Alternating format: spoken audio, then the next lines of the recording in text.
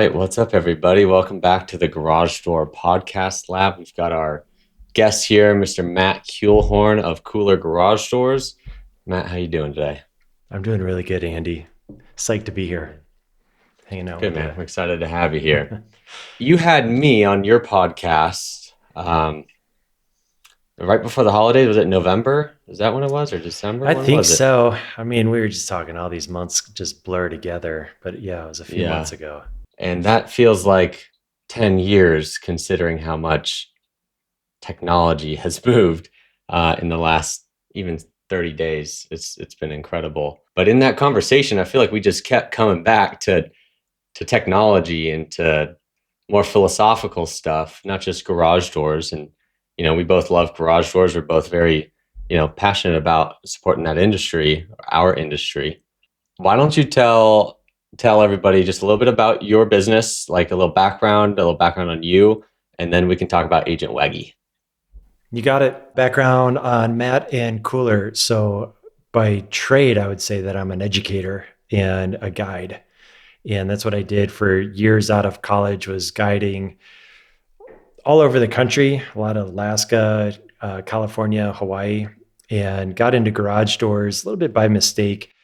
I didn't have it planned. It happened. And I actually opened up Kooler as Kooler Painting LLC. And the first job that I had was a paint project, and made a deal with a handshake, didn't have a dime, built it up bootstrapped. 10 years in now, about 3 years ago, I saw the writing on the wall of where this industry was going as far as the new school home service model. Started New ripping school. off new school. Yeah. Started ripping off and duplicating what I had seen, and, rebranded to the now Kooler Garage Doors that we see. The name Kooler came off the back of a hockey jersey that's hanging in our shop now. And we're based in Western Colorado, serving homeowners of Grand Junction, Fruita, and in the surrounding areas. Awesome, man. All new school, baby. New school, what's that referred to? Let's put some teeth on that. That's a conversation. I think the easiest way to delineate that is old school shops chase builders and race to the bottom. New school shops serve homeowners and provide value. Yes, and could you say anything around like the average ticket value? Would you associate one of those with a higher average ticket value than the other?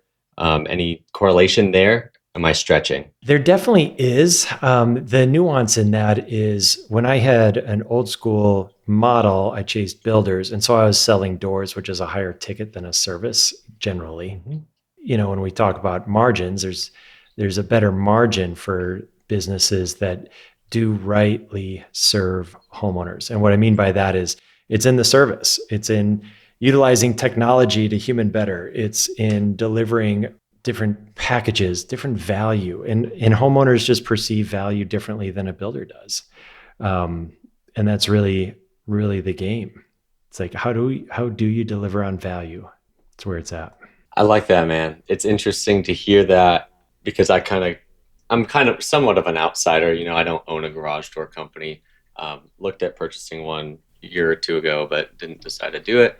I feel like that is an influence of the market, like the economics, the marketplace, how leads are generated, how much those leads cost to generate. That's a huge conversation. And so it's just interesting to hear that. It kind of just visualizes what I've seen happen, like with technology in this space and how it's influenced it. And it's like, just, you got to adapt to what's going on in the market. I feel like that's kind of what you're saying. Does that resonate? That's a bit of it. I think that, a couple of factors go into where the industry is experiencing disruption. And we're a couple of years down the road of disruption, but technology is one of those. Tommy Mello is one of those, but he's utilizing technology and borrowing from HVAC and other industries that are a little bit more developed. Now, there's also this piece that was, what happened in 2020. And now you get some designation, and garage doors happen to fall in an essential service. And so now the actual operators are like, chink, raising their own personal value of what they've been doing. Like, You talk about all the trades in the 80s and everybody was a little depressed and not really valuing the tradesmen. And then you get through 2020 and now there's essential services that kept running through that time and doing business. And that was unique because some could not. And now you level up in a value. And, you know, the HVAC industry has similar material costs and they have higher multiples in how they run their margins. And it's only because they decided to value it more. And for a homeowner, yeah, it's uncomfortable to not have HVAC in the summer or the winter, right? And so there's a piece there, but the same thing happens with a garage door. Like it's uncomfortable not to be able to move your car out of the place or get out if there's an emergency. And so it's some of the trades simply being like, oh, I actually am valuable. Therefore, I will value myself higher and value the trade more. And then you put in the technology levers and people forgetting how to do their own maintenance and repairs. And now you have a whole do it for them kind of deal. And Perfect storm. yeah, yeah. Yeah, it's a fun time to be in the trades. Like I never thought I would be in the trades growing up. There was Really? What do you think you would do? at one point I wanted to be an actuary. Okay. Very And analytical. then another point I wanted to be an executive director of nonprofit schools. And then I had that executive position and it was under a county realm and I could not stand the county culture. And so I lasted 2 years and jumped without a game plan. That's where Kooler formed. That's really cool. I love hearing that psychology side of all this. That's where I started my education, and I love that. That makes me happy to hear that. Let's shift gears a little bit now, because in our last conversation, I felt like we had to talk fast because we had so much valuable things that we both wanted to talk about, and it was like sparks off a grinding wheel. And you mentioned Agent Weggy. So it sounds like you've got a garage door company, you own a garage door company, and you're using AI. So AI has a place in garage door companies, small, medium sized garage door companies, not just A1. I think it absolutely does. I do think Kooler is on the front end. Like nobody else has. Let me just back up. When we talked about Agent Weggy, at that point, that was a version of Weggy 1.0 and basically served as a chatbot. You could call into Weggy, you could text into Weggy, you could have a conversation with Weggy. Who can? Customers and my staff. Okay. And so I built it to be a troubleshooting, for technicians out in the field, they could call some of the manufacturers and be on hold for 20 minutes. Or they could call Agent Weggy and Weggy could pull a manual offline and send it to them. How fast is it? Like as fast as you can search your own PDF, and you can ask questions of it. That was only 1.0. We have 2.0 that comes online. It's built. It's all up in our CRMs and different data sets. This thing is Weggy 2.0. So it is the Kooler brain. And Kooler brain. The Kooler brain. And my technicians will be able to call it for troubleshooting. It would be able to, now this is a nuance here, so I'll explain this and I'll backtrack, but I'm building this as if Agent Weggy was the only one running Kooler. And it's literally possible. So I'd map out all the inbound, all the outbound communications that we have. And Weggy can do all of those. Now, being the Kooler brand, I'm very intentional on the human interaction because my whole piece is like, how can we utilize technology to human better? And if I can have the back end being ran by Weggy, then I can support technicians who are interacting with humans even better. They can have trouble support. Weggy could answer phone calls. I'm going to have a human do that. Weggy can certainly interact by text and text all day, book appointments, send invoices, be able to actually have a real support setup for customers and the team alike. And then there will be a framework that's not unlike what we see in GPTs or Claudes where you can go and ask questions, but it'll be a Kooler GPT. Now I can go in there and just have it pull my reports. And I could say, hey, How did my technician Dylan, what were the conversion rates? Where did he excel? And it can just pull it out. It's very new in the sense of 2.0, and the depth, I'm just still beginning to wrap my head around it. But it's something that I fully intend to leverage, and it's going to allow us to have, I heard this a while ago, I think from a guy like Al Levy. He's like, all right, the perfect ratio or the ideal ratio is 2 field staff for every 1 office admin. And you keep that ratio, and that's where you can build it up for profitability. It might be top heavy now. I'm like, okay, well, now I'm going to have like 3 admin, Weggy, and I could have 20 in the field. And that's very real. I love this. Oh, absolutely it is. And I love hearing this from you, man. So before I get into some nerdy stuff, because that's where I want to go. But I want you to visualize for people that are listening to this on Spotify or on iTunes, and they're getting windshield time in right now. Like, what are we talking about? Like, is this something that you got to log into and do these super secret codes and pull out a 2FA device out of your pocket on your keychain? Or is it just like you go to one website and you have it? And maybe you don't want to tell all of our listeners like exactly what the URL is, if it is a URL, because people might go to it. Tell us, like, how do we visualize this? Like, what is it? Yeah. So on one level, it's a back-end computer, if you will, that houses the ability for an agent to interact with whoever reaches out to it. So again, like Weggy can text, Weggy can communicate by phone, he can send emails. Like all of that is within his realm of doing, which is unique. Like he can actually do. And then I will go to a URL and we'll have it password protected because it'll be for Kooler specifically, and I'll be able to pull data. I'll be able to engage. Now, I'll tell you another crazy thing. Because of how this is set up, I will be able to say, hey, Weggy, in 20 years, Kooler plans to have 100 locations running $1 million EBITDA businesses, 100 locations of those. Help us map this out. And so that will be a guiding force. Like I could put the end outcome in there, and now I'm leveraging an AI tool to help me navigate it that has all my data with avatars of customer.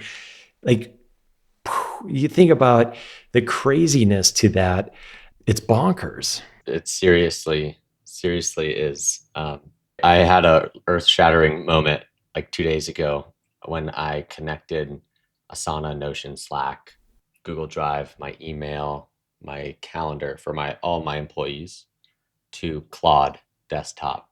And then I went over to Cowork and I said, I have 50 unread emails. Read them, star the ones I need to respond to, draft the response, and make any to-do list items I need to do for the rest of my team so I don't have to do it. And it took about 80 seconds and it was done. And I saw the future mass layoffs.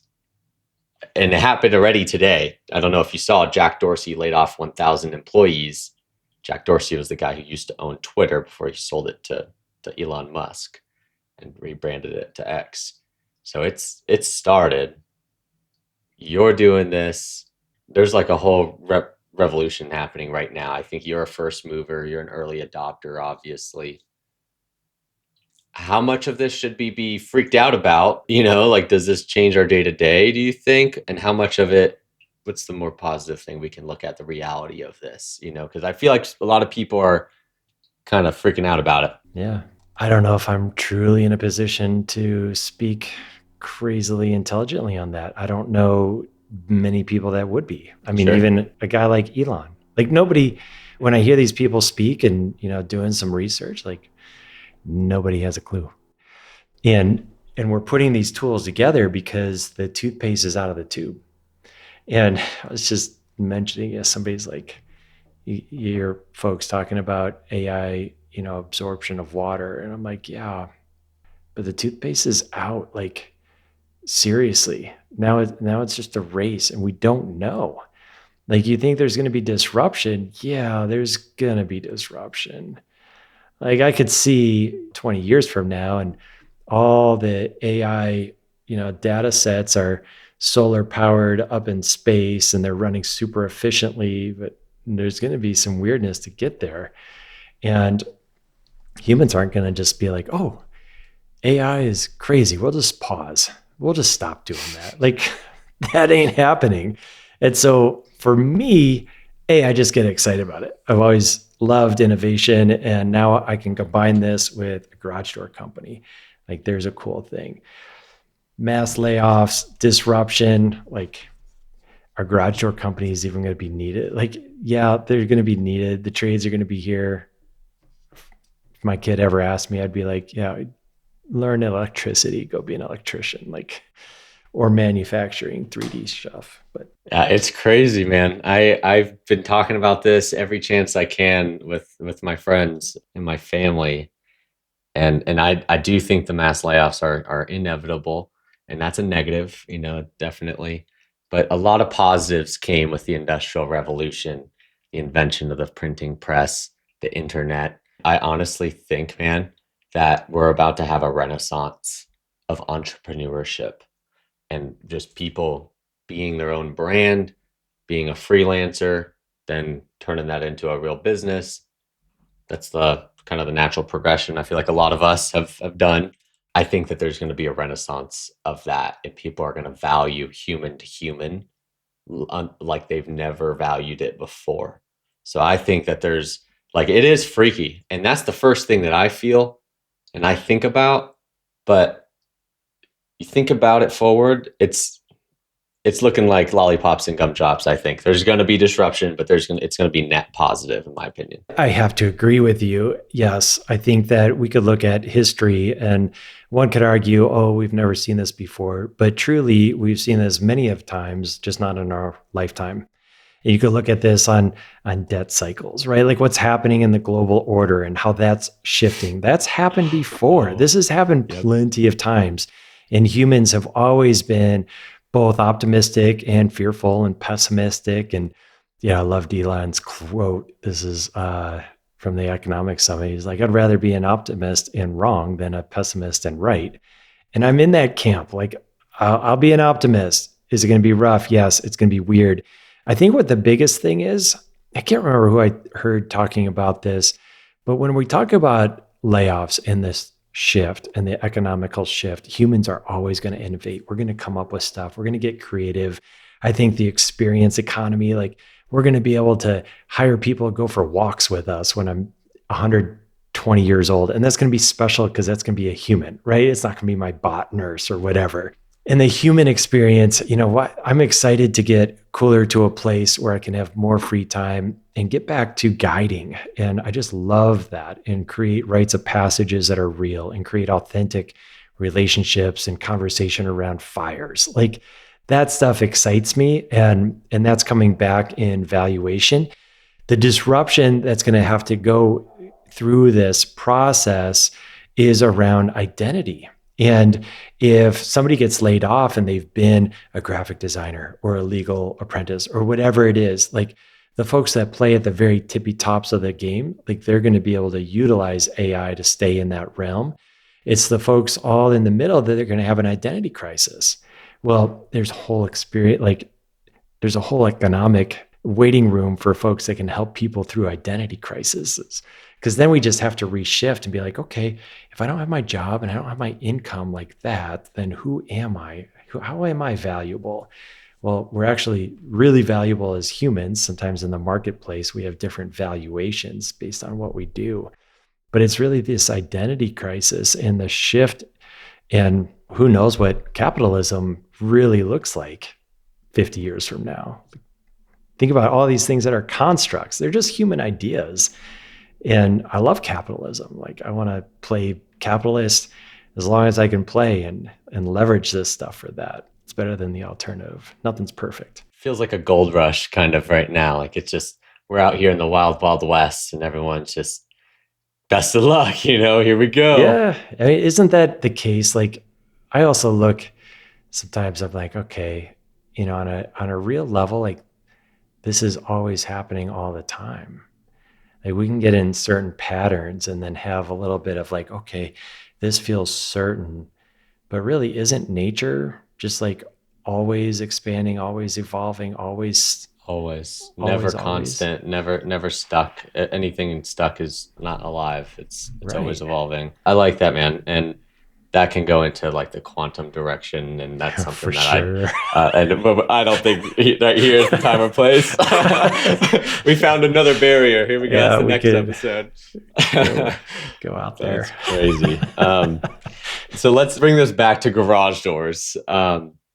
So what you're working on right now, Agent Weggy, it sounds like it's I'm gonna try to explain this in my own lingo. Its own standalone, like we'll call it a nucleus that is connected probably at more than one level between like your CRM, your phone system, any like databases you have like Google Drives of SOPs and stuff, and maybe like Slack, other things like that. And then you give it rules on the second tier, so like connections, and then like rules of what it can do, guardrails. Are they MCP connections? Talk to me a little bit about the exciting stuff. I can't get super technical because I'm not the one that's like really into it. I just know the right people, right? So these are MCPs and APIs, depending on the platform. I mean, they're the real handshakes, and so you've labeled everything right. Like it's tied in everywhere. I set guide rules and parameters. If it was to take a incoming phone call, there's going to be rules in there of when to elevate it to a human and play it out. Okay. Now, here's the thing I think that a lot of listeners it could land with. When you think about a Tommy Mello A1, I was at his vertical track last year and heard him say on stage, he's like, yeah, at this point, I'm not a garage door company. I'm a tech company. And he's absolutely right. And the power of being a tech company is data. And if I use AI voice from somebody else, they have that wrapped up so that I can access it, but they own the data. This is not unlike borrowing a website from somebody. Like you don't want to hire somebody, have them build a website, but you don't own it because you want to own it, right? And so some of the power is in the data. And if I have Agent Weggy all locked in, then I've got all the data. I own it. It's recording and having access to every phone call, every field call. All of this stuff is just accumulating data. And that's, I think, long-term value. Absolutely. And the data, if you feed it properly and set up the heartbeats right, your AI, your LLM, if you host it on a little server back here, or if you use it in the cloud and borrow access from Anthropic or ChatGPT or whoever who just harvests all of your data, then they can train an LLM incredibly well to do some crazy things. And it's already happened. It's past tense. This isn't theory. This is past tense. Now it's me trying to keep up with it. That's the game. This can be a lot for people. I mean, it is a lot. It's a lot for me, Yeah. and I am immersed in this. I feel like a shepherd for my clients to help them kind of implement AI in ways that aren't cerebral and confusing, ways that are tactical and low hanging fruit. But it's still hard. How would you tell a garage door guy that's got, let's say, 4 or 5 trucks? He just heard about listen to this podcast episode and was like, you know what? I think I got to check out this AI stuff. How would you suggest somebody who's naive to it or not knowledgeable about it to educate themselves on it? Just to educate from 0 to 1. I think one thing to remember is that we're still humans with human problems, and all the talk about AI and all of this wave, I know without a doubt it's coming and inevitable, and there's time and there's still the human component of it. So at the end of the day, it's like, if you're human, be human and really own that.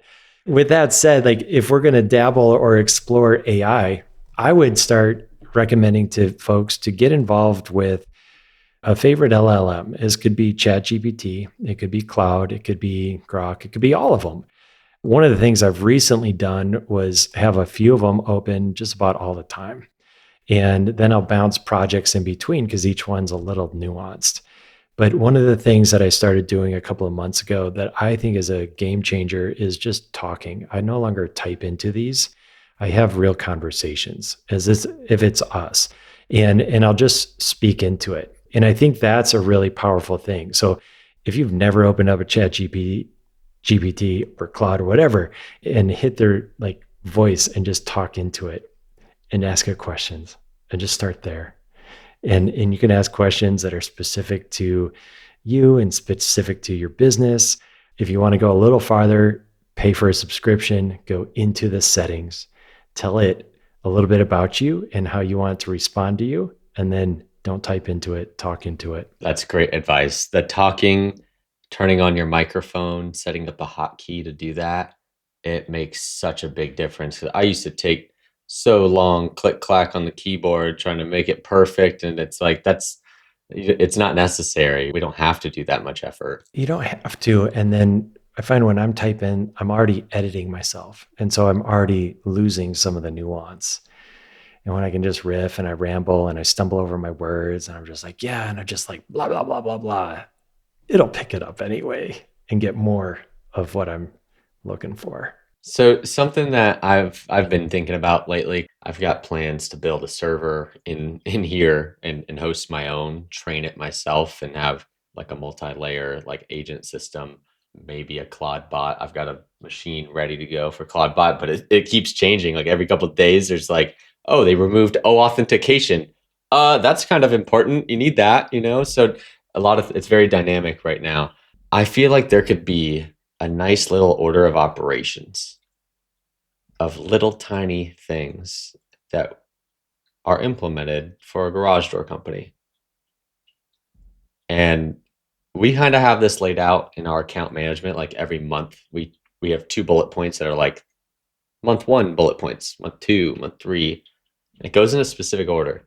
And I'm starting to think, all right, this can correspond perfectly with AI implementing it for a garage door company. First, a custom GPT if you use OpenAI's ChatGPT, or a project in Claude. Claude is what we prefer. That tells you how to make prompts, tells you how to make projects. So just one project that's made for that. And that's going to be the first thing you make because you're going to use it to make all your other projects. Like another project example would then be, let's say, our technician agent. And the technician agent gets all of the SOPs, the written and video SOPs, explaining how to do every single part of a garage door the Kooler way.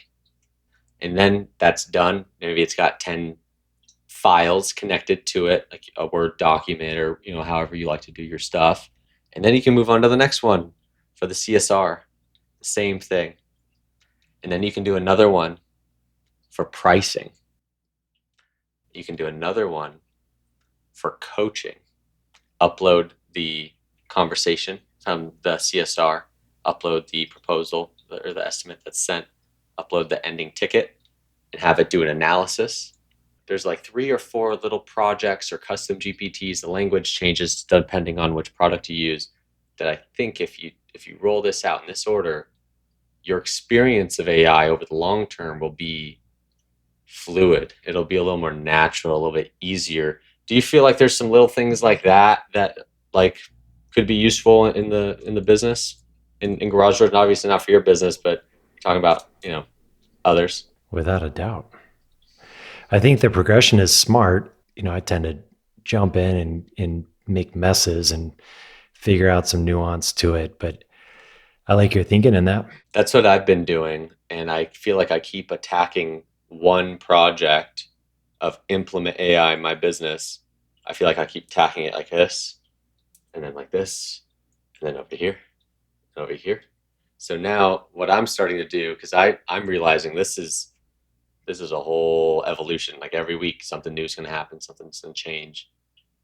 Let's start thinking long term. Let's start welcoming these tools and letting them be a part of us and part of our thinking. And as long as we can think like an architect, we're always going to be on the winning side of things. I agree with that. I think one of the slippery slopes, and I see this in myself, everything's moving so fast, and I can put so much stuff into these tools and have it crunch data, and I can ask it for different things. Now, if I don't continue doing the due diligence of thinking deeply, then I might miss the point because I think it's so easy to stay shallow and move so quickly. But this is where some of the data comes out saying that people that utilize these tools are getting dumber. And it's missing the thought of depth because we can move on the shallow side really quick and have the illusion of productivity, but the authenticity, the depth can be missed. And having some structure, long term thinking, I think is really valuable to the entire game. The thinking part of it is always going to be human. And it's funny because AI is almost making us a little lazier, a little dumber, but the thinking, the wisdom, the not experience, like that's going to only increase in value. And that's important to stay disciplined and kind of not be lazy with your mind, not be lazy with your thoughts almost. It kind of sounds crazy to say that out loud. I think that is the case though. So true. Well, man, this has been an exciting conversation. Is there any other direction? I'm really satisfied with how we have been able to talk a lot about AI. I really wanted to get into some nerdy stuff. Is there anything on your mind that you feel is hot that's might just be feeling right now? We can run through because I've got a couple rapid fire questions I want to ask you towards the end. Sweet. Nothing really bubbles up. I mean, we talked a lot in some different areas. I'll say it again for what it's worth. I think it's important to utilize technology in order to human better. I think different brands are going to decide what is brand aligned for them and their uses, meaning I think a premium layer brand will stay more human, backed by tech. A cheaper brand will utilize AI as the front line. And you'll see that brand utilizing it for taking the phone calls. And I think a premium customer isn't going to want to interact with AI directly as the initial out of the gate interaction for a minute. No way. My vision for that is that there's going to be labels. There's going to be AI centric, hybrid, and human only. And every brand will have that like label underneath it so that people can quickly just know whether or not they want to interact with that. And I think it's almost going to create its own marketplace, three Interesting. separate marketplaces. Yeah. Yeah. It'd be fascinating, man. No idea. And honestly, it's like you could be the one to create it. I could be the one to create it. Like it's anyone's game right now. It's so wild, wild west. Yeah, it is. It is really open. It immediately goes back to identity, and I think about even for listeners, like I'll bring up Tommy Mello again because we're in the garage door space, and he could be like in his videos or on stages, like, yeah, we're coming. It's like there's always going to be a space for a small player operator. There's always going to be room to move around. I think that as AI gets things more and more efficient, that's exactly what long term it's going to do. It's going to increase efficiency and it's going to decrease the amount of waste that we have. Like there is an exorbitant amount of waste. Humans are not efficient. I don't care how efficient you think a house gets built. There's a crap ton of waste for building every house. Like it's just ridiculous. And AI is going to assist us in getting more efficient. And thus, there's going to be more abundance. And we're going to keep moving forward in this direction of evolution. And with all of that, there's the identity. And so for myself, even, is my identity tied into my brand? Is my identity tied into the amount of dollars that I'm able to earn? Is my identity. And what I'm really talking about underneath all of that is self-worth. And I think for humans to consider like, okay, where do I get my self-worth from? That's been part of my journey. That's a really interesting component of where I'm at. And as we go through this and it shifts and changes, like that's going to be a big question for folks. people that just got laid off? Is there self-worth attached to that? Is it, you know, is it the brand? Is it the, yeah, it's interesting. Dude, I love that. I think that marketing, I'm a technical marketer. I'm a software nerdy guy, performance driven marketing, dial down the cost per lead. That's my world. But I think you're right. I think you're spot on. And I think that branding and all this stuff that I enjoy, I'm passionate about, I enjoy it, but my industry I serve is that's not the priority. It's lead generation, SEO primarily. I think it's going in that direction. And I did not plan for the conversation to go this way, but we've started making some moves. And long story short, we've developed a branding division of our business where we do full brands and full wraps, full custom wraps, custom fonts, everything. Because that brand foundation, it's a little brand book, PowerPoint, it's like 10 or 15 slides, whatever. But what's on that is your foundation for everything. And AI is going to live it out, and it's going to be expressed to the world that way. And it's going to be so much more important than ever. And, Dan Antonelli, his shop, they're amazing. I mean, they're incredible. They're artists over there. Their prices will increase. That might be hard to believe, but that will increase. I don't see a way around it. I just don't. We're going to have so much more space in our day and in our mind to just be more human and not do admin work anymore. Like, why wouldn't that be the direction that we lean into? Right. That's going to be cool. The world can be a very beautiful place, in like just a couple of years, like 2 years. I think the stuff can seriously look clearly different. It'll look different. Well, this has been exciting, man. I've got a couple rapid fire questions. These are questions that we like to ask all of our guests because they're the questions that we get asked a lot. And it's just interesting. So first one is, what is 2 softwares that you started using that you were like, geez, I should have started doing this way earlier? Oh, goodness. I mean, ServiceTitan and ChatGPT. Okay. For ServiceTitan, when do you think is the right time to join that? How many trucks? What would you estimate that at? As soon as possible, depending on your outcome. And what I mean by that is if you are somebody that's building, if you have 2-3 trucks and they let you in, I'd go for it. I think we were at maybe 3 or 4 when we began. If you're going to be building, it makes sense to go as early as possible. Absolutely. I agree. And especially if you want to exit, because there's only one PE firm that's not using ServiceTitan. They're using something completely different. And it's interesting to me. I'm curious how it turns out, but yeah, it's a multiplier just being on ServiceTitan. You will lose points. Totally. All right. Next thing is for sales process. What was one thing around your sales process that you implemented that was like, whoa, I can't believe that just improved our results? I think there's still so much that I can implement. I mean, around sales process, the one thing that we implemented was a sales process. And that's like step 1, right? And then I keep iterating. Always start, and anything worth doing is worth doing poorly at first. And then you just evolve and innovate. So we created a framework around the word tenacity. And then at first it was, a few multi-step process. Now it's the A, the C, and the I. And so we get it simple. And then in there, we can distill it a little bit further. But I would literally work to have a very simple sales process that anybody can follow, everybody can remember. And I want to make it more than 6 steps and make it real. I love that, man.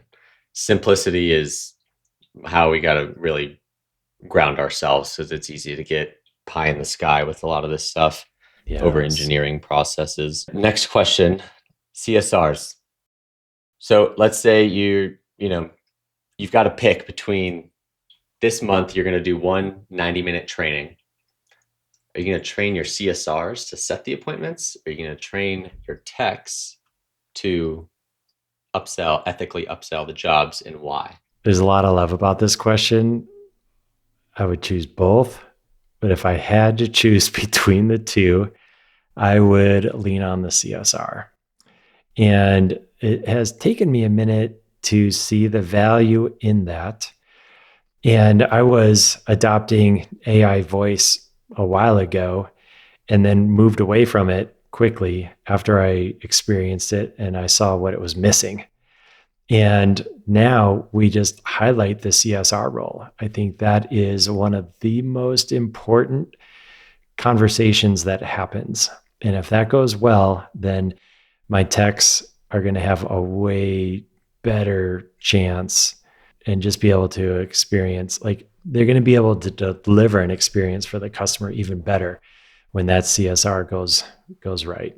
So I would lean on the CSR. I agree. Getting the appointment set, I think it's cart before the horse, not to make sure that's you're at least getting a smile through the phone, like you Mm-hmm. got to have that basic level of doing what you got to be doing before you can start ethically upselling. Yeah, and there's so much opportunity in that to establish your brand, establish what it means, even do qualification, even start setting some things into motion that are going to play out in that sales, call. Would you say that a CSR should be telling the cost of things on the phone? We tend to not, but what we will do are we answer the call, like, how can we make your day cooler? Like, we're talking about the brand right out of the gate, right? We might remind them in the midstream, and this is in our script, like, and by the way, you are calling Kooler, we're Kooler with a K.